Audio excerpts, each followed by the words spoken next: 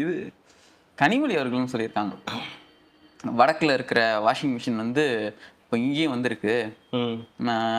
இது வந்து குட்கா கரையெல்லாம் கூட துவைக்கிற அளவுக்கு, கிளீன் பண்ற அளவுக்கு நல்ல சூப்பர் வாஷிங் மிஷின் தாவக்கா பிராண்ட் வச்சிருக்கு அப்படின்னு வந்து சொல்லியிருக்காங்க. அக்காவா? அக்காவுக்கு நல்ல ஒரு இதுதான், நல்லா அதெல்லாம் சொல்லுவாங்க, கரெக்டா பேசுவாங்க. ஆனா சில விஷயங்களை மறந்துடுவாங்க. அதுதான் அவங்கள்ட்ட உள்ள பிரச்சனை.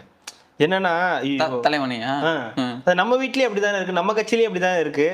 அதையே நம்ம மறந்துட்டு இப்படி பேசுறோமே அப்படின்ற அந்த இதுவே வந்து அவங்களுக்கு இருக்காது. இன்னைக்கு வந்து அவங்க சொல்றது விஷயம் கரெக்ட். ஆனா யார சொல்றோன்றது இருக்குல்ல, யாரு சொல்றாங்கன்றது இருக்குல்ல.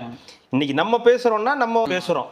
இன்னைக்கு ஒரு ஏடிஎம்கே பேசினா கூட அதை ஏத்துக்கலாம், இந்த மாதிரி வந்து இது பண்றீங்களே அப்படின்னு. இல்ல ஒரு நாம் தமிழர் சொல்லிச்சுன்னா கூட நீங்க இந்த மாதிரி பண்றது தப்பு. இல்ல ஒரு இந்திய கம்யூனிஸ்ட், மார்க்சிஸ்ட் கம்யூனிஸ்ட், காங்கிரஸ் இவங்கெல்லாம் கூட சொல்லலாம். நீங்க சொல்லலாமா இந்த மாதிரி ஊழல்வாதிகளை வந்து சேர்த்துறீங்கன்னு?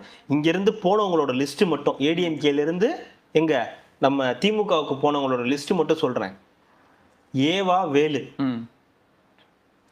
ரகுபதி, ஜெகத் ரட்சகன், சேகர் பாபு, அவன் தாண்டா பெரிய வேலையா பார்த்து விட்டு, செந்தில் பாலாஜி, செந்தில் பாலாஜி, ராஜகண்ணப்பன், யார் தெரியுமா? தெரியும் தெரியும்.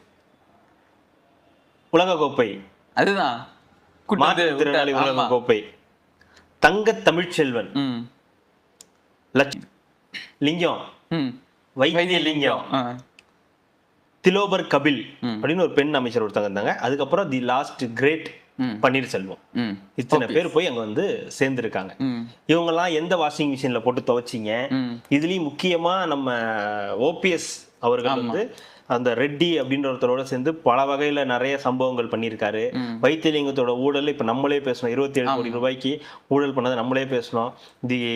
தி காட் மோட் செந்தில் பாலாஜி, எல்லாருக்கும் தெரியும் என்னெல்லாம் சம்பவம் பண்ணியிருக்காருன்றது. ஊரறிஞ்ச உலகறிஞ்ச விஷயம். இந்த மாதிரி ஒவ்வொருத்தரா எடுத்து பார்க்கும்போது இதை சொல்லக்கூடாதுன்னு சொல்லல, நீங்க சொல்லக்கூடாதுன்னு சொல்றோம்.